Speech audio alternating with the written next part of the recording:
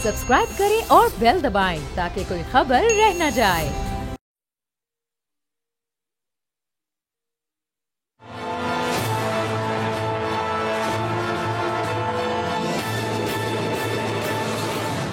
अस्सलाम वालेकुम, मैं हूं बाब जहांगीर। आप देख रहे हैं प्रोग्राम तज्जिया। और बिलाखिर 4 साल के एक तवील अरसे के बाद मियां नवाज शरीफ की वतन वापसी कल होने जा रही है और कल दोपहर को वो इस्लामाबाद पहुंचेंगे और उनके साथ कोई 151-52 लोगों का पूरा वफ्द इस्लामाबाद पहुंचेगा और उसके बाद फिर वो लाहौर पहुंचेंगे, जहां पर इस वक्त भी बड़ी भरपूर तरीके से तैयारियां उनके जलसे के लिए की जा रही हैं, चूंकि वहां पर पहुंचकर उन्हें अपने आगे का प्लान बताना है, आगे का लाहे अमल बताना है, इलेक्शन कैंपेन किस बुनियाद पर, किस नारे पर चलाई जाएगी वो बतानी है। और तैयारियां इस तरह से भी इस वक्त अब हतमी मरहले में दाखिल हो चुकी हैं कि इधर कल जमानत मिली मियां नवाज शरीफ को 24 अक्टूबर तक, और वहीं पर पार्टी का एक तराना भी लॉन्च किया गया। और बड़ी हैरान कुन बात यह है कि जो बयानिया था मियां नवाज शरीफ का लंदन में रहते हुए, यानी वोट को इज्जत दो का, वो अब मुआशी तरक्की की सूरत में चेंज हो चुका है। तो मियां साहब वापस आकर कल के जलसे में क्या एक बार फिर एहतसाब की बात करेंगे, क्या एक बार फिर जो उनका पुराना बयानिया था उसको दोहराएंगे, या फिर आकर वो एक नए विजन के साथ और नए बयानिए के साथ और नए वादों और नई उम्मीदों के साथ अपनी सिलेक्शन कैंपेन का आगाज करेंगे। और फिर चौथी बार उनको वजीर आजम बार बार कहा जा रहा है। अब ये देखना है कि कल जलसे में वो क्या अपने आप को वजीर आजम का कैंडिडेट मुस्लिम लीग नून की तरफ से जाहिर करते हैं या नहीं, चूंकि जो कानूनी चैलेंजेस हैं वो अभी सामने मौजूद हैं। अब क्या सिर्फ 90 दिन के अंदर अंदर ये तमाम फैसले आ जाएंगे, उनकी नाअहली खत्म हो जाएगी, उनकी सजाएं मुअत्तल हो जाएंगी? इस पूरी सूरत हाल पर गुफ्तगू करते हैं। मेहमानों का आपसे तारुफ करवाते हैं। सैर कामरान साहब पाकिस्तान पीपल्स पार्टी की सीनियर रहनुमा हमारे साथ मौजूद हैं। अमजद शाह साहब माहिर कानून है, हमें ज्वाइन कर चुके हैं। कुछ ही देर में अली गौर बलोच साहब भी नून लीग के सीनियर रहनुमा हमें ज्वाइन करेंगे। तो अमजद शाह साहब, थोड़ा सा गुफ्तगू का आगाज आपसे करते हैं जरा, चूंकि 24 तारीख तक तो अभी मियां साहब के पास वक्त है। अब इस दौरान उनको क्या क्या एक्टिविटीज करने की इजाजत है? कल वो जलसे में जा रहे हैं, कल वो पब्लिक स्पीच करेंगे, और 23 तारीख को वो अगर अदालत में सरेंडर करते हैं या 24 को करते हैं तो उसका मतलब आम लफ्जों में क्या लिया जाए? जरा 24 तक क्या सूरत हाल रहेगी, इसको अगर आप आम लोगों के लिए बयान कर सकें। 24 तक कोर्ट ने उनके बांड लेने के बाद उन्हें आजाद रहने की इजाजत दी और 24 तक न उन्हें गिरफ्तार किया जाएगा, न उनको उनके किसी भी प्रोग्राम में कोई रुकावट बनाई जाएगी। अदरवाइज ये उनकी जो जमानत है ये अनप्रेसिडेंटेड है। इससे पहले कभी भी किसी कॉन्विक्ट एब्सकॉन्डर को ये सहूलत नहीं दी गई। ये फर्स्ट टाइम मैं ख्याल तारीख में पाकिस्तान में नवाज शरीफ साहब को दी गई है और उनको 24 तक तो कोई मसला नहीं है। वो अपना जलसा भी करेंगे, लोगों से मीटिंग भी करेंगे, उनको बिल्कुल वो अपना आजादी से अपने सारे काम करें। अच्छा, तो अमजद साहब, ये जाहिर है जब जमानत लेने मुस्लिम लीग नून के वकील गए तो वहां उन्होंने कुछ माजी की मिसालें भी दी। उसमें चेयरमैन पीटीआई का केस था, उसमें आसमा अरबाब आलमगीर साहब के केसेस थे। तो वो केसेस बिल्कुल मुख्तलिफ नौयत के थे जो मियां साहब का केस है, क्योंकि 4 साल बाद आ रहे हैं, एब्सकॉन्डर भी हैं और उसके साथ साथ जाहिर कन्विक्टेड भी हैं। मियां साहब के केस के साथ मैं नहीं समझता कि वो वाले केसेस जो थे वो हम प्रिंसिपल की बात तो कर सकते हैं कि एक प्रिंसिपल था कि किसी कॉन्विक्ट को उन्होंने बेल दे दी, लेकिन मियां साहब जो एब्सकॉन्डर होता है आम तौर पे उसके बारे में जो कोर्ट्स का एटीट्यूड है वो या उनका जो रवैया होता है वो कहते हैं कि कोई भी एब्सकॉन्डर जो है वो अपने नॉर्मल राइट्स जो है वो उनको खो देता है। तो उसके नॉर्मल राइट्स नहीं होते, तो मियां साहब को ये एक्स्ट्रा ऑर्डिनरी रिलीफ जो है वो दिया गया है 24 तारीख का। अच्छा, तो सैर साहब, अब जिस तरह अमजद शाह साहब ये कह रहे हैं कि एक्स्ट्रा ऑर्डिनरी रिलीफ इस वक्त मियां साहब को दिया गया है, बिलावल साहब ने भी बात की कि एक शख्स के लिए इलेक्शन को डिले किया जा रहा है, ताखीर उसमें की जा रही है।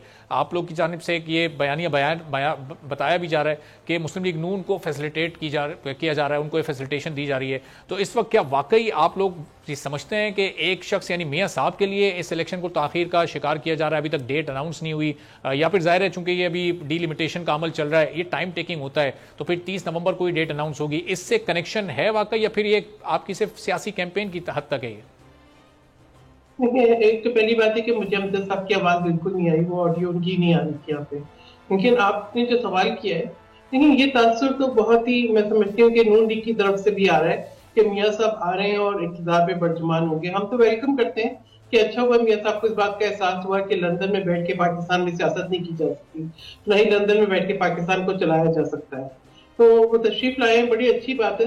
میں آپ کو بتاؤں کہ جس طریقے سے حالات نظر آ رہے ہیں تاثر اسی سے بنتا ہے اور تحفظات بھی وہیں پہ آتے ہیں۔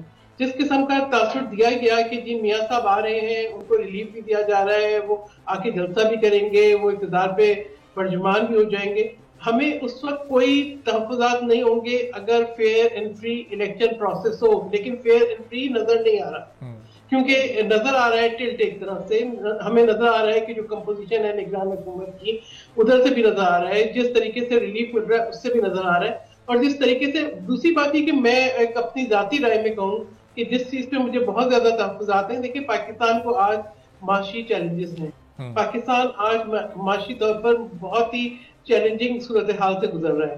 ایسے وقت میں یہ جو ایلیٹ کلچر ڈسپلے ہو رہا ہے مسلسل، یعنی مسلسل جس طرح کے اشتہارات چلائے جا رہے ہیں، ٹھیک ہے، جس طریقے سے اسٹوڈنٹس سے پانی کی بوتلیں بنوائی جا رہی ہیں، جس طریقے سے جو ہے آپ کو جو ہے وہ منی ڈسپلے نظر آ رہا ہے، جس طریقے سے آپ کو جو ہے وہ یعنی شروع بریانی کے پلیٹ سے ہوئی بفٹ ڈنر سے لے کے جو ہے وہ پھر جو ہے وہ کچھ گانے کی محفلیں بھی تھیں اور اس کے بعد جنت کا ٹکٹ، جنت کی بشارت، ٹھیک ہے، اور اب جس کے طرح سے جو ہے جلسہ گاہ کو جو ہے وہ آپ کو نظر آ رہا ہے کہ ٹیبلیں، کرسیاں، میزیں، یہ جو چیز ہے نا ایک لالچ کا عنصر یہ ظاہر کر رہا ہے کہ نون لیگ ابھی کہیں اندر سے بہت کنفیوزڈ ہے، وہ کنفیوز ہوگی، ان کو یقیناً کل کے جلسے کو لے کے بہت سارے ان کے سامنے جو ہے وہ اہداف ہوں گے اور انہیں پتا ہے کہ اس کے اوپر ان کی سیاست بھی ڈیپینڈ کرتی ہے کیونکہ میاں صاحب 4 سال کے بعد آ رہے ہیں، لیکن اس کے ساتھ ساتھ جس طریقے سے عوام کا جو ہے وہ مذاق بنایا جا رہا ہے جو کہ اس وقت معاشی طور پر بہت پریشان ہے، پھر گلاب کی پتیاں نچھاور ہوں گی، ایک طرف ہم فلسطین کے لیے یکجہتی کا اظہار کر رہے ہیں، ایک طرف جو ہے وہاں پہ جو ہے ہمارے جو ہے وہ فلسطینی بہن بھائی جو ہے وہ اسرائیل کے بموں کا شکار ہو رہے ہیں، روز شہادتیں ہو رہی ہیں، دوسری طرف یہاں پہ گل پاشی سیر صاحب تاثر یہ بن رہا ہے کہ یہ جو استقبال ہے یہ صرف نون لیگ کے کارکنان نہیں بلکہ پوری عوام مل کر کر رہی ہے۔ اب ایک طرف یہ تاثر بنانے کی کوشش کی جا رہی ہے اور دوسری طرف ایک ایپ متعارف کروائی گئی ہے جو کہ لوگوں کی تعداد کے حوالے سے تعین کرے گی کہ کتنے لوگوں نے شرکت کی۔ مجھے 1 منٹ اور دیں، یعنی اتنا ان کو اعتماد نہیں ہے، ان کو لوگوں کو ٹریک کرنا ہے، جو فینسنگ کرنی ہے، انہیں انشور کرنا ہے، لوگوں کو ٹارگٹ دیے گئے، بالکل دیں ٹارگٹ، مگر آپ یہ دیکھیں جس طریقے سے اشتہار بازی ہو رہی ہے، جس طریقے سے مہم چل رہی، پیسے کا جو ضیاع ہے نا یہ نون لیگ کے میں آپ دیکھیں کوئی ایونٹ ہو یا کچھ ہو آپ کو ڈسپلے پہ نظر آتا ہے، ایسا لگتا ہے مجھے تو بھی لگتا ہے کہ ایک اور شادی کا ایونٹ ہو رہا ہے، یعنی جس کو یہ سیلیبریٹ کر رہے ہیں۔ کیا آپ عوام کو برائب کیے بغیر نہیں بلایا جا سکتا کہ آپ کو اپنے بیانیے پہ اتنا اعتماد نہیں ہے؟ کیا جو ہے ٹیبل کرسیاں لگائے بغیر، کیا گل پاشی کیے بغیر آپ اپنی محبت کا یا اپنی جو ہے وہ نظریے کا یا بیانیے کا اظہار نہیں کر سکتے ہیں؟ یعنی یہ جس قسم کا میں سمجھتی ہوں اس وقت ان لوگوں سے پوچھیں کہ جن کو ایک وقت کی روٹی میسر نہیں ہے اور آپ اس وقت ڈسپلے کر رہے ہیں ایک ایلیٹ کلچر کا۔ پیپلز پارٹی جب بھی آئی وہ ورکرز کی پارٹی تھی، وہ کسانوں کی پارٹی تھی، وہ عوام کی پارٹی تھی، ہمارا جو بھی ایک طریقہ کار ہوتا ہے وہ عوام سے کنیکٹڈ ہوتا ہے، یہاں پہ جو بھی طریقہ کار نظر آ رہا ہے وہ ایک ایلیٹ کلچر آ رہا ہے۔ میں کہہ رہی ہوں سیاست میں یہ بہت بری روایت ہے، یہ ایک ایسی روایت ڈالی جا رہی ہے کہ آپ کو ایک جلسہ کرنا ہے تو آپ جو ہے پورے بفٹ ڈنرز لگائیں، آپ کھانے منگوائیں، لوگوں کو کھانے کی لالچ میں بلائیں، آپ نے جو ہے گلپاشی کرنی ہے، آپ حالات نہیں دیکھ رہے عالمی، آپ شہادتیں نہیں دیکھ رہے فلسطینی بہن بھائیوں کی، آپ پاکستان کے حالات نہیں دیکھ رہے، اور آپ نے آنا ہے آپ چارٹر فلائٹ کریں، آپ مطلب ہر جگہ سے آپ کو ایسا لگ رہا ہے ایک سوچ نظر آ رہی ہے، ایک ایلیٹ سوچ نظر آ رہی ہے۔ اور اگر آپ سمجھتے ہیں کہ پیسے خرچ کر کے آپ نے اقتدار لینا ہے، اگر آپ نے کوئی ڈیل کر کے اقتدار لینا ہے تو میں کہوں گی یہ پاکستان کے لیے ایک نئی مشکلات کا دور شروع ہوگا۔ صحیح۔ تو علی گور صاحب یہ کیا بغیر آفرز کیے لوگوں کو کہ کھانے کی آفر، موٹر سائیکلوں کی، اور بات تو اب جنت کے ٹکٹ تک پہنچ چکی ہے، تو یہ آفرز کے بغیر کیا لوگ راضی نہیں ہو رہے؟ یہ استقبال صرف آپ کی جماعت کر رہی ہے لیکن تاثر ایسا دیا جا رہا ہے کہ یہ تو ملک بھر کے عوام آ رہے ہیں۔ اب یہ ملک بھر کے عوام آ رہے ہیں تو پھر یہ لوگوں کی تعداد گننے کے لیے ایپ بنائی جا رہی ہے، ٹارگٹ دیے جا رہے ہیں کہ ہر ایم این اے اور ایم پی اے کے جو امیدوار ہیں ان کو اتنے اتنے لوگ لے کر آنے ہیں، تو یہ سب کچھ کیوں ہو رہا ہے؟ بسم اللہ الرحمن الرحیم۔ میری طور پر تو بات یہ ہے کہ یہ جو بات موٹر سائیکل والی اور یہ کی جا رہی ہیں یہ تو بالکل ایک ڈھونڈی باتیں ہیں اور ان باتوں میں کوئی صداقت نہیں ہے۔ दूसरी बात ये है कि जाहिर है कि नवाज शरीफ साहब वतन आ रहे हैं, गली कूचों में, मोहल्लों में बहुत जोश है, जज्बा है, बलबला है, लोग उनके इस्तकबाल के लिए जाना चाहते हैं। जाहिर है कि हर आदमी के पास, हर कारकुन के पास अपनी कन्वेंस और गाड़ी नहीं है, और लोग तो पूरे पाकिस्तान से आ रहे हैं, लोग सिंध से आ रहे हैं, लोग KPK से आ रहे हैं, लोग गिलगित से आ रहे हैं, लोग आज़ाद कश्मीर से आ रहे हैं।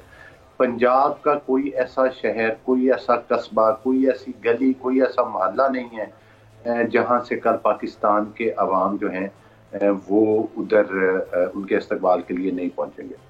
दूसरी और इसके लिए ये कोई नई बात नहीं है। हर पॉलिटिकल पार्टी जो है वो अपने MNAs को, MPAs को, अपने ओहदेदारान को ये टारगेट्स देते हैं कि आप अपने जो लोगों को, आपके कारकुन हैं, जो अवाम में से लोग जाना चाहते हैं, मैं अपने हल्के से आया हूँ, जाहिर है उसके लिए ट्रांसपोर्ट का बंदोबस्त करना, जिनके पास ट्रांसपोर्ट नहीं है बसेस का करना, वैन्स का अरेंज करना, ये हमारी ड्यूटी है और वो उसके लिए हम कर रहे हैं बिल्कुल। लेकिन उसके साथ साथ मैं ये कहना चाहूँगा कि लोग ज़्यादा जाना चाहते हैं, ऑब्वियसली मतलब है कि इतनी ट्रांसपोर्ट प्रोवाइड नहीं की जाती। लेकिन फिर अलीगढ़ साहब कुछ जलसों में हमने इस तरह के मनाजिर देखे कि जब अता तारड़ साहब जब गुफ्तगू कर रहे थे तो लोगों की तवज्जो नहीं थी, ऑर्गेनाइजर को आकर ये कहना पड़ा कि रुक जाएं, थोड़ी देर में अभी खाना शुरू होने वाला है। टेबल्स भी हमें वहां नजर आ रही थी।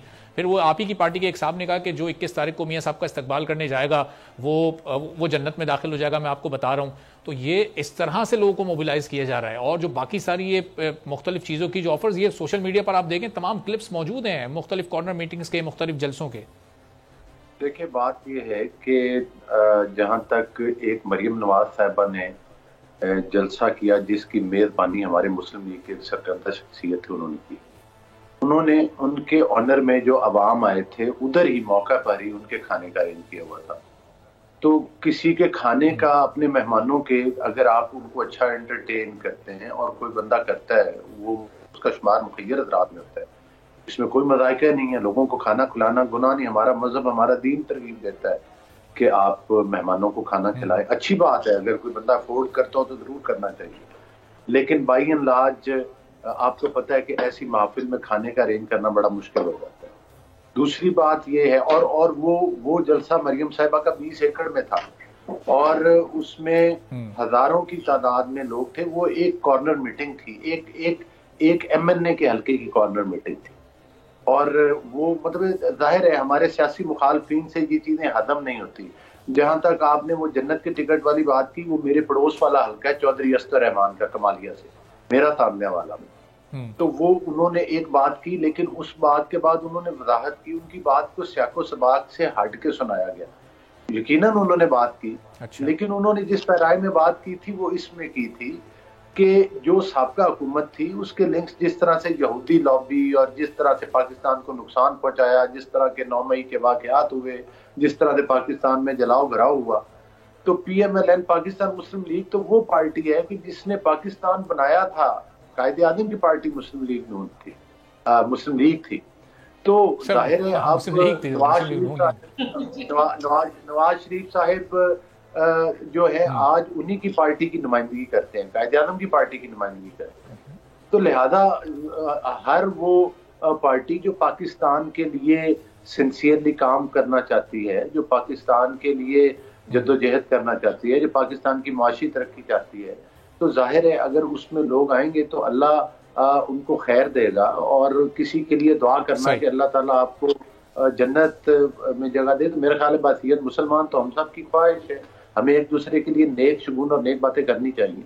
ये एक अच्छी दुआ है, कोई गलत बात नहीं, ठीक है, चलें। लेकिन प्रोपेगेंडा गलत किया जाता है। लेकिन मैं आपको एक बात बता दूं, आप ये प्रोग्राम की बताते जी कि कल मियां साहब को जो है वो लाखों अफराद का मजमा होगा, आपका मीडिया होगा, पूरा पाकिस्तान देखेगा, पूरी दुनिया देखेगी कि एक ऐसा लीडर जिसने पाकिस्तान में लोड शेडिंग का खात्मा किया, जिसने पाकिस्तान में दहशतगर्दी का खात्मा किया, जिसने पाकिस्तान में CPEC जैसा प्रोजेक्ट जो कि पाकिस्तान की तरक्की और माशी तरक्की। अली साहब कल कितने लोग आते हैं तो ज़ाहिर कल फैसला हो जाएगा कि कितने हजार या कितने लाख लोग आते हैं। मैं जरा आपकी तरफ वापस आता हूँ। अमजद शाह साहब, कल जितने भी लोग आए وہ فیصلہ کل کیمروں کی نظر میں ہو جائے گا کہ کتنے لوگ استقبال کے لیے آ رہے ہیں. 24 تاریخ کو جب میاں صاحب سرنڈر کریں گے عدالت میں, آپ یہ بتائے گا کہ اس کے بعد پھر کیا فیصلے ہونے ہیں, کس طرح سے ان کی سزاؤں کی معطلی کا عمل ہوگا یا نہیں ہوگا, یہ کتنا مشکل ہے چونکہ ایک ان کی 7 سال کی سزا ہے, ایک ان کی 10 سال کی سزا ہے, یہ 90 دن کا عرصہ الیکشن سے پہلے, اگر انہیں کینڈیڈیٹ کے طور پر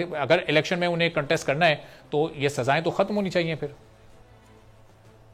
جی ہاں, 24 تاریخ کو انہوں نے پیش ہونا ہے.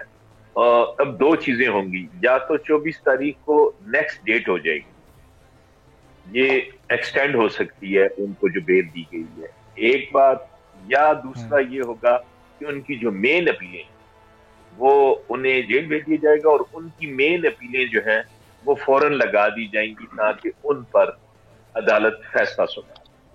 اور میرا خیال ہے کہ میاں صاحب کے کیسز کوئی اتنے اچھی ایویڈنس اس میں نہیں ہے میاں صاحب کے خلاف کہ جس کی بنیاد پہ ان کی سزا سسٹین کر سکے, کیونکہ یہ سیاسی مقدمات ہیں, جس طرح عمران خان صاحب پر ہیں اسی طرح ان پر تھے, اسی طرح پیپل پارٹی والوں پہ تھے.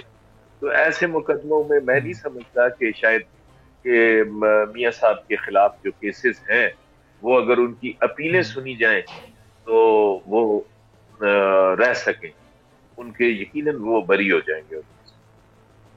اچھا, اور اس میں کتنا اندازاً کتنا اس میں عرصہ لگ جائے گا, چونکہ پھر ظاہر الیکشن جو ابھی تک سننے میں آ رہا ہے وہ جنوری کے آخر میں ہے, تو اگر یہ 30 نومبر کو الیکشن کی ڈیٹ اناؤنس ہونی ہے, اس کے بعد باقاعدہ کیمپین شروع ہونی ہے, تو یہ 30 نومبر تک کا ٹائم اتنا یہ کافی ہوگا, 40 دن میں یہ سب کچھ نمٹ جائے گا معاملہ؟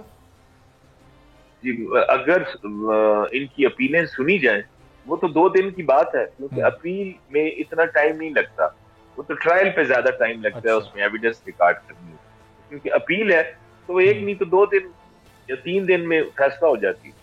اگر کورٹ اس کو لگا دے تو وہ 1-2 دن سے زیادہ چلے گا کیس. جی اچھا, تو اس کا مطلب سیر صاحبہ کہ یہ 2-3 ہیئرنگز میں میاں صاحب کو ریلیف مل جائے گا, پھر وہ الیکشن کنٹیسٹ بھی کر سکیں گے. تو پھر نون لیگ صحیح بیانیہ بنا رہی ہے کہ وہ 4تھی بار وزیر اعظم بننے آ رہے ہیں اور وہی کینڈیڈیٹ ہوں گے اور وہی پھر پاکستان کو مشکل سے نکالیں گے. تو اب پاکستان پیپلز پارٹی کے لیے اور دوسری جماعتوں کے لیے تو یہ تھوڑا سا فکر کی بات ہوگی, چونکہ میاں صاحب خود کیمپین کریں گے تو وہ ایک پی ایم ایل این کا ایک برانڈ تو ہیں. دیکھیں, بات یہ ہے کہ اگر جمہوری پروسیس آگے چلتا ہے, الیکشن ہوتے ہیں, عوام کے ووٹ کے حساب سے صاف و شفاف الیکشن ہوتے ہیں, تو بالکل جس کو عوام میں دیتے ہیں ووٹ اس کو بننا چاہیے, ٹھیک ہے. لیکن بات یہ ہے, میں تو الیکشن کمیشن سے کہوں کہ جس کا انتظار وہ شاہکار آ گیا, اب الیکشن کی ڈیٹ تو اناؤنس کریں. یعنی الیکشن کی ڈیٹ اناؤنس نہ کرنا اور انتظار کرنا اور جو ہے پاکستان کے آئین کو پامال کرنا, میں سمجھتی ہوں یہ غلط ہے. اب الیکشن کمیشن جو ہے اگر وہ تھوڑا سا سپیڈ دکھاتا تو ایون جو وہ کام کر رہا تھا وہ کر سکتا تھا اور آئینی مدت کے اندر الیکشن ہو سکتے تھے, لیکن اس کو پرولونگ کیا گیا. اور اب بھی میں کہتی ہوں کہ ریلیف ملتا ضرور ملے, الیکشنز ہوں. پاکستان جن مسائل کا شکار ہے آج, ان کا واحد حل یہی ہے کہ ملک کے اندر صاف و شفاف الیکشن ہو. لیکن یہ کہنا ہے کہ کوئی باہر سے آئے گا سیدھا اقتدار پہ برجمان ہو جائے گا, وہ غلط ہے. اور یہ کہ مطلب جس قسم کا یہ جو تاثر ہے نا کہ جی اب ٹکٹ کٹاؤ جنت جاؤ, یہ اور پھر ووٹ, تو میں سمجھتی ہوں یہ سب غلط ہے, ایسا نہیں ہونا چاہیے. جی ممبر جو ہے وہ 100 بسیں لے کر آ رہے ہیں, کیا ایسا وقت آ گیا کہ اشتہار چلا کے بتانے کی ضرورت ہے کہ کون سا جو ہے وہ رکن جو ہے وہ کتنی بسیں لے کر آ رہے ہیں, اور یا پھر اشتہار چلانے, یعنی ایک جگہ پہ نہیں ہے. میں تو اس وقت اس بات سے پریشان ہوں کہ واقعی اگر میاں صاحب کوئی معاشی تبدیلی لے کر آ رہے ہیں تو عوام کو سوچیں, ان کے معاشی حالات کو سوچیں. یہ اس طریقے سے پیسے کا ضیاع کس لیے ہے؟ یعنی یہ کون سا, کیوں اتنا جو ہے وہ کنفیوژن ہے, کیوں اعتماد نہیں ہے, کیوں اس قسم کی جو ہے وہ ایڈورٹیزمنٹ چلائی جا رہی ہیں؟ یہ بہت غلط روایت پڑ رہی ہے. یہ ایسی روایت پڑ رہی ہے جو کہ پاکستان کو آگے چل کے ہانٹ کرے گی. دیکھیں, جو سیاسی آپ کی ایکٹیویٹیز ہوتی ہیں وہ چلتی ہیں. الیکشن کمیشن کے پاس تو ایک حساب کتاب بھی ہوتا ہے نا کہ الیکشن میں کتنا خرچ ہو رہا ہے, تو کیا یہ تمام اماؤنٹ کا بھی کوئی آڈٹ ہوگا؟ ٹھیک ہے, چلیں اب علی گور صاحب بتائیں گے. علی گور صاحب, یہ میاں صاحب کے آنے کی تو خبر اتنی بڑی ہونی چاہیے تھی نون لیگ کے کارکنان کے لیے, اور آپ تو اس کو پورا عوام کہتے ہیں کہ پوری عوام اس وقت پرجوش ہے اور استقبال کر رہی ہے, تو یہ اتنی مارکیٹنگ کی, اتنے اشتہاروں کی کیوں ضرورت پڑ رہی ہے, اتنا پیسہ خرچ کرنے کی؟ پھر دیکھیں, جب کوئی بڑا لیڈر آتا ہے تو ظاہر ہے اس کی پارٹی, اس کے کارکنان, اس کے جتنے بھی لوگ ہیں وہ خوشی کا اظہار مختلف طریقوں کے ساتھ کرتے ہیں. مجھے یہ بتائیں کہ کیا جب ابھی یہ میری کولیگ ہیں، میرے لیے انتہائی قابل احترام ہیں، جب ان کے لیڈر آتے ہیں یہ کالی پٹیاں باندھ لیتے ہیں، کوئی احتجاج کرتے ہیں آگے سے، کوئی ان کا پوسٹر فلیکس نہیں لگی ہوئی ہوتی، پینا فلیکس نہیں لگی ہوتی، تو یہ مائنر باتیں. یہ اب اصل بات یہ کہ میری گزارش پوری ہونے دینا. آپ نے بات کی ہے، میں نے آپ کی باتیں سنی ہیں، آپ انتہائی قابل احترام ہیں. دیکھیں بات یہ ہے کہ یہ جب آپ کے پاس کوئی جواز نہیں رہ جاتا نا بات کرنے کا، پھر آپ ان چیزوں کی طرف ڈسکس کرتے ہیں. وہ ٹیبل کیوں لگا تھا، وہ کھانا کیوں دیا تھا، وہ پینا فلیکس کیوں لگے تھے، وہ جھنڈے کیوں لگے تھے. اس کا مطلب ہے کوئی انگلی نہیں. اس کی وجہ، اصل وجہ یہ ہے کہ نواز شریف کے لیے عوام اس استقبال کریں، لیکن جس سے اکثریت ملی تو نواز شریف صاحب نے 13 سے 18 میں جس طرح سے ڈیلیور کیا، جس طرح سے پاکستان کو بحرانوں سے نکالا، جس طرح سے پاکستان کے مشکلات کو نکالا، پاکستان کے عوام یہ سمجھتے ہیں کہ ایک بار پھر میاں صاحب وہ کر سکیں گے نہیں کر سکیں گے، کیونکہ نون لیگ پہلے میاں صاحب نے کیا تھا. بہت بہت شکریہ علی اور بلوچ صاحب، امجد شاہ صاحب، سیر کامران صاحب ہمارے ساتھ موجود ہیں. ایک بریک لیں گے اور بریک کے بعد جب واپس آئیں گے تو کچھ ڈسکس کریں گے کہ ایک پاکستانی کی اس وقت پاکستانی سیاست میں کتنی دلچسپی ہے. یہ جو اس وقت ایک سیاسی لڑائی بڑی سیاسی جماعتوں کے درمیان چل رہی ہے، آنے والے انتخابات، اس کی گہما گہمی، اس میں ایک پاکستانی دلچسپی رکھتا ہے یا پھر وہ اپنی معیشت کو، اپنے بجٹ کو اور اپنی آمدنی کو لے کر پریشان ہے. ایک بریک کے بعد اس پر ڈیٹیل سے بات ہوگی.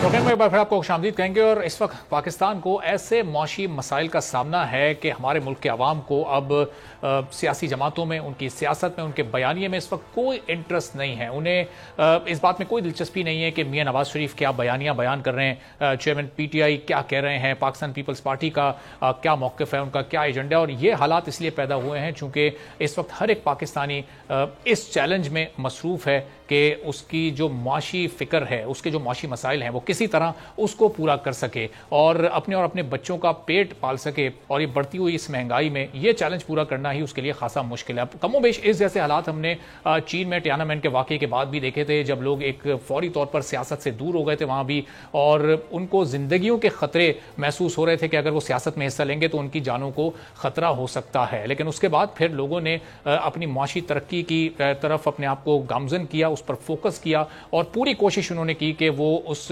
غربت کی لکیر کے نیچے جو زندگی گزار رہے تھے اس کو ختم کر سکیں. اور اس محنت کے بعد انہیں کافی حد تک وہ مقام حاصل بھی ہوا، اپنے مقصد میں کامیابی بھی ہوئی. تو اب پاکستان کو اس وقت اس راہ پر چلنے کے لیے کن کن اقدامات کی ضرورت ہے اور پاکستانی قوم ان مشکل حالات کا سامنا کیسے کرے، اور کیا آنے والے دنوں میں یہ چیلنجز مزید بڑھیں گے یا پھر ان میں کوئی کمی واقع ہوگی، اس پر گفتگو کا آغاز کرتے ہیں.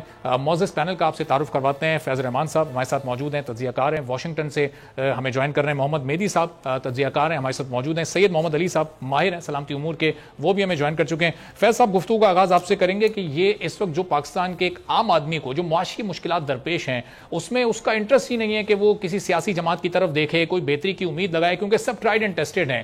تو اب ان چیلنجز سے نمٹنے میں کتنی مزید مشکلات ہیں اور کیا آپ کو لگ رہا ہے کہ آنے والے دنوں میں بہتر حالات ہو سکتے ہیں، ایک عام آدمی کی مشکلات میں کمی آ سکتی ہے؟ فیض صاحب جی ارباب، سب سے پہلے تو بہت بہت شکریہ، آپ نے اپنے پروگرام میں مجھے مدعو کیا. دیکھیے، جو اسٹیبلشڈ سوسائٹیز ہوتی ہیں یا جو ایک معاشرے جو ایک صدیوں سے چلے آ رہے ہیں، ان میں آپ یہ دیکھیں تو ایک توازن رہتا ہے کہ جو بھی پولیٹیکل جو ایک سرگرمیاں ہوتی ہیں یا سیاسی جو معاملات ہوتے ہیں اس میں کتنی دلچسپی لی جائے اور اپنی جو انفرادی بہتری ہے، اپنے خاندانی مسائل، اپنے محلے کے مسائل، ان پر کتنی توجہ دی جائے. جو چائنا کا آپ نے بہت اچھا ذکر کیا کہ وہ دیکھیے ایک اسٹیبلشڈ سوسائٹی ہے، ایک ہزاروں سال سے وہ معاشرہ چلتا آ رہا ہے. یہ الگ بات ہے کہ اس میں حکومتوں جو مختلف اسٹائل رہے ہیں، لیکن ان کے پاس اس معاشرے میں آپ کو ایک توازن نظر آتا ہے. ہمارا ملک، ہماری قوم ابھی نسبتاً ایک نئی قوم ہے، ہم ایک پروسیس سے گزر رہے ہیں، اور افسوس یہ ہے کہ جو پے در پے جو آپ کے تجربات ہوئے ہیں، جمہوری تجربات، اور اس کے بعد جو پھر مداخلتیں ہوتی رہی ہیں، تو اس کی وجہ سے آپ نے دیکھا ہے کہ لوگوں میں جو ایک ایک عدم دلچسپی کی جو کیفیت ہے وہ زیادہ بڑھتی جا رہی ہے. اور وہ توازن جو جیسے کہ میں نے ابھی آپ سے عرض کیا کہ چونکہ میں واشنگٹن میں بیٹھا ہوں، امریکہ کا بھی یہی حال ہے کہ یہاں پر جو یہ لوگوں کے معاشی مسائل ہوتے ہیں، سیاسی مسائل ہوتے ہیں، تو اس میں جو دلچسپی اور اس میں جو حصہ لینا ہے اس میں توازن رکھا جاتا ہے. یہ کتنا کبھی ایسا موقع نہ آنے دیا جائے کہ سیاست میں دلچسپی یا سیاسی معاملات پر جو ہے سب کچھ داؤ پر لگا کر ہم اپنا خاندان اور اپنے جو انفرادی جو معاملات ہیں ان کو قربان کر دیں. یہ ایسا نہیں ہوتا. پاکستان جیسے میں نے آپ سے عرض کیا، پاکستان کا معاملہ جو ہے ابھی چونکہ ہم ابھی اس دور سے گزر رہے ہیں جہاں ہم ابھی بھی اپنے آپ کو منظم کرنے کی کوشش کر رہے ہیں، ابھی بھی ہم پوری طرح سے قوم نہیں بن سکے. تو to be fair Pakistani people, میرا خیال یہ ہے کہ یہ ایک دور ایسا ہے جو گزرے گا. اور میں آپ کی اس بات سے اتفاق کرتا ہوں کہ اس وقت لوگوں کو جو بے پناہ مسائل کا سامنا ہے اسی پر ان کی توجہ ہے کہ اس طرح سے روٹی کا. دیکھیے ابھی جو خود جو ہمارے نواز شریف صاحب تشریف لا رہے ہیں، جو ایڈز چل رہے ہیں ٹی وی پر، ابھی دیکھیے اس میں یہ دکھایا جا رہا ہے کہ لوگوں کو دوا یا روٹی ان میں سے کس چیز کا انتخاب کیا جائے. تو ان حالات میں آ کر دیکھیے اتنے سارے تجربات بھی ہوئے، اتنی سب کو باریاں بھی ملی.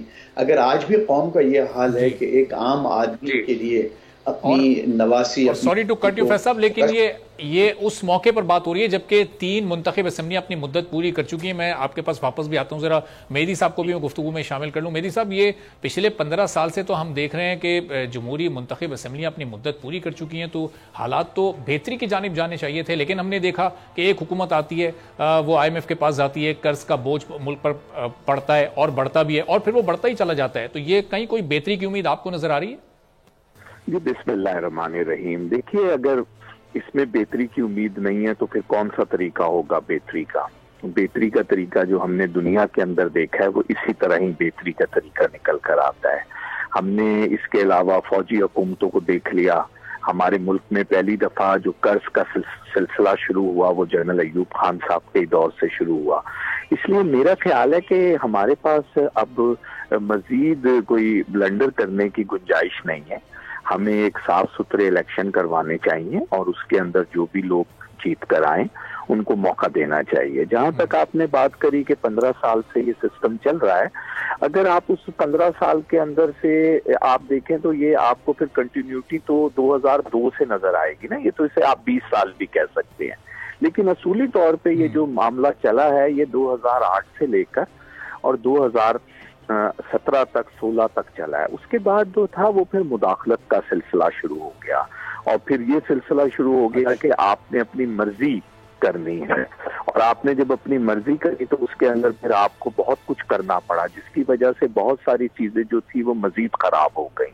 اب میرا خیال ہے کہ موقع ملنا چاہیے اور لوگوں کو ان کو چوائس ہونی چاہیے کہ وہ اپنے لوگ کریں. اور میرا خیال ہے دنیا میں ہم نے پھر کے دیکھا ہے عام آدمی کا یہی رویہ ہوتا ہے. عام آدمی جو ہوتا ہے وہ کوئی بہت زیادہ انوالو نہیں ہوتا سیاست کے اندر ہر وقت. وہ الیکشن کا ٹائم آتا ہے اس کے قریب میں، اگر اس وقت بھی آپ دیکھیں تو سیاسی جماعتیں جو ہیں وہ اپنے اپنے پروگرامز کر رہی ہیں. ہر طرف جو ہے وہ ایک سلسلہ شروع ہوا ہے، ہر پولیٹیکل پارٹی اپنا موقف بیان کر رہی ہے. جہاں تک میں سن تو نہیں سکا لیکن جو آپ نے بھیجا تھا اس کے مطابق آپ چائنا کی بات کر رہے ہیں نا. چائنا کا معاملہ بالکل ایک دوسری طرح کا ہے. وہاں ایک ہی پولیٹیکل پارٹی ہے اور اسی کے سب ممبر ہیں اگر کوئی بننا چاہتا ہے.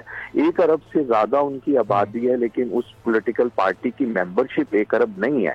تو لوگوں کا اگر آپ جا کر دیکھیں، مجھے 1 درجن سے زیادہ دفعہ چین جانے کا اتفاق ہوا ہے اور ہر دفعہ ان کی دعوت پر ہی ہوا ہے. تو میں نے یہ دیکھا ہے کہ عام آدمی کو تو وہاں پہ وہ بیچارہ تو اس موضوع پر بات بھی نہیں کرتا کہ سیاست میں کیا ہو رہا ہے اور کیا نہیں ہو رہا ہے، اور ایک خاص فیصلے ہوتے ہیں اور وہ فیصلے آگے کی طرف چل پڑتے ہیں. وہ ایک عام آدمی کی پارٹیسپیشن، کیونکہ وہاں اس طرح نہ الیکشن ہوتا ہے نہ اس طرح پولیٹیکل پارٹیز ہیں، تو وہاں کا ایک اور طرح کا سسٹم ہے. میں اس پہ تنقید نہیں کر رہا، میں عرض صرف یہ کرنے کی کوشش کر رہا ہوں کہ جو جس ملک کو سوٹ کرتا ہے وہ اپنے مطابق اس کو لے کے چل رہا ہے، تو وہ بھی اپنے مطابق، اور انہوں نے ایک بڑا کارنامہ یہ کر کے دکھایا ہے. ہاں جی تھوڑا سا آپ ذرا اگر مجھے موقع دیں تو اب محمد علی صاحب کے سامنے میں سوال رکھ سکوں گا. محمد علی صاحب، یہ ہم سنتے ہیں کہ سیاسی استحکام آتا ہے تو معاشی استحکام آتا ہے، تو یہ دراصل سیاسی استحکام کیا ہوتا ہے؟ جو 2 پارٹیز 3 پارٹیز کا سسٹم ہے، کیا اس کی وجہ سے پولرائزیشن اتنی بڑھ گئی ہے کہ ایک عام آدمی کا انٹرسٹ اب سیاست سے کم ہو کر اپنے معاشی مسائل میں وہ الجھ کر رہ گیا؟ بہت شکریہ جی. ایک تو آپ نے مجھے دعوت دی اس بڑی اہم اور پرمغز موضوع پہ بات کرنے کے لیے. مختصراً دیکھیں، میں آپ کی بات سن رہا تھا، دوسرے شرکاء کی بھی. میں چونکہ بنیادی طور پہ اکیڈیمکلی بھی پولیٹیکل سائنٹسٹ ہوں، تو میں آپ کے سامنے 3 بنیادی وجوہات رکھتا ہوں مختصراً، جو کہ تمام مسائل کی بنیادی وجوہات ہیں، جس کی وجہ سے آپ کا سیاسی نظام آپ کے اخلاقی، تعلیمی، معاشی اور سیاسی مسائل پورے کرنے میں ناکام نظر آتا ہے. اس کی 3 بنیادی وجوہات ہیں.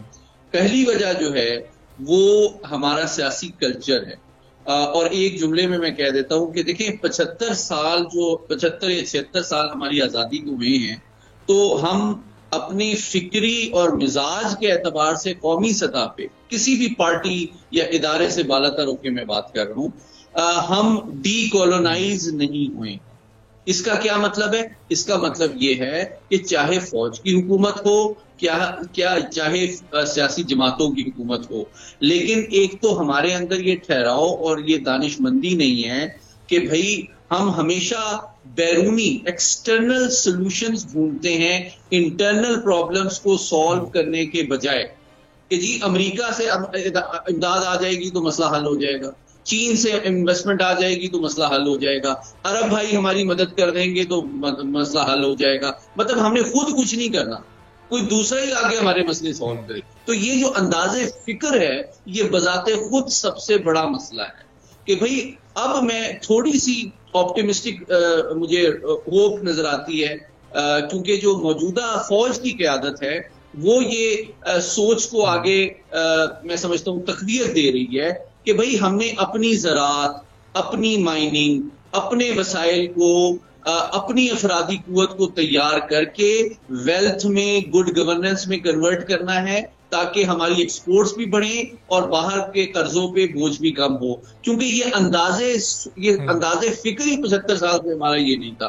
چاہے کسی سیاسی جماعت کی حکومت ہو، پولیٹیکل ہو، ڈیموکریٹک ہو، ملٹری ہو، they were all looking for external solutions. اور سولوشن کیا ہوتا تھا کہ جی 23 دفعہ آپ IMF کے پاس جائیں اور وہ ان کی جو ریکوائرمنٹس ہیں یا کنڈیشنز ہیں وہ بھی فلفل نہ کرے. تو یہ پہلا پہلو ہے.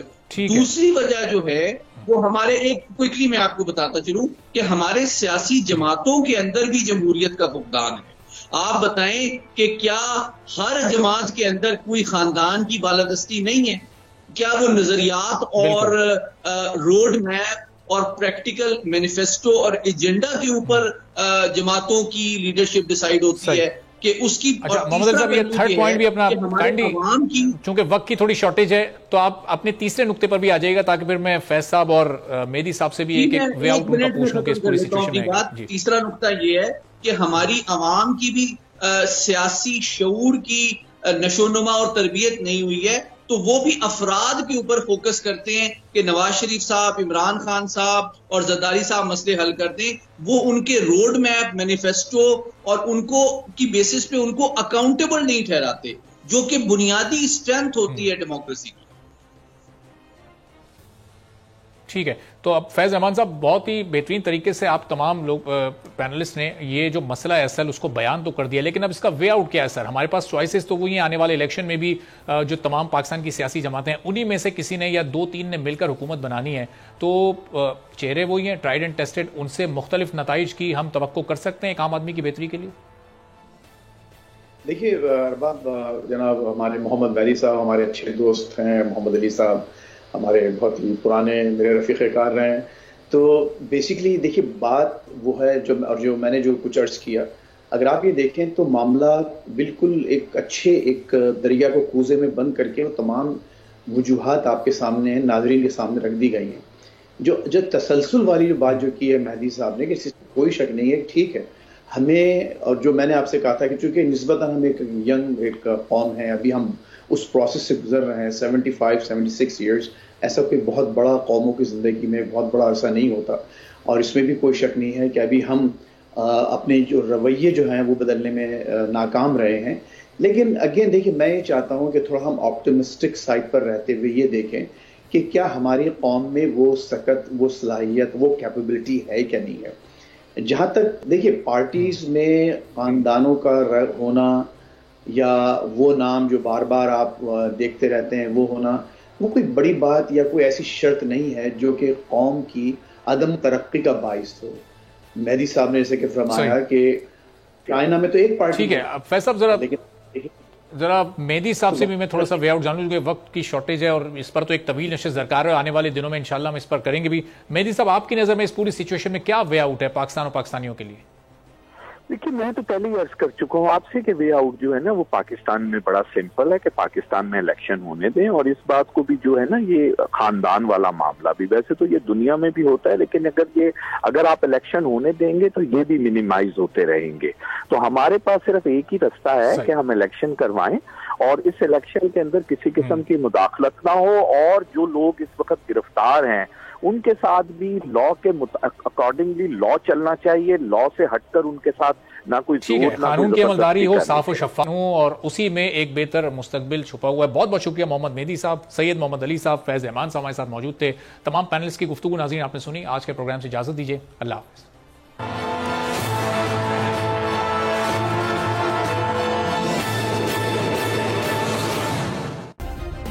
سبسکرائب کریں اور بیل دبائیں تاکہ کوئی خبر رہ نہ جائے.